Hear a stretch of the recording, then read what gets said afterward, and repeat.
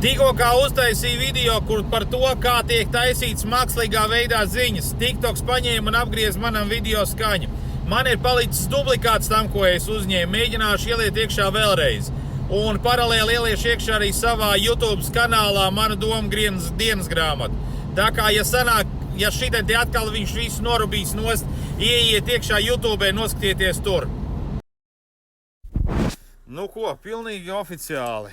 No šīs dienas visas ziņas, viss kādi, es nezinu, tipa tur video pierādījumi vai kaut kas tam līdzīgs, jā, priekš manīm ir miruši. Kāpēc? Tāpēc, kad es ieraudzīju, kā tiek ģenerēts ziņas, filmas un vispārējais jaunajā programmā Sora 2, jā.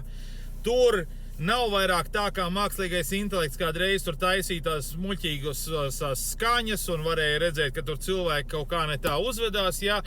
Viss, nekā no tā vairs nav palicis pāri. Tagad tu vienkārši skaties oriģinālo filmu.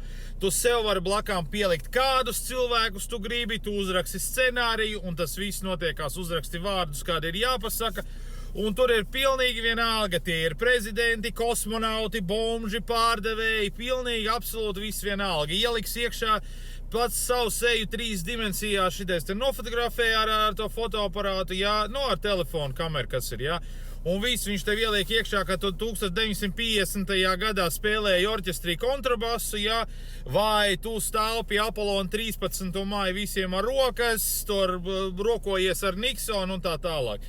Viss tas pašreiz publiski ir pieejams, jā.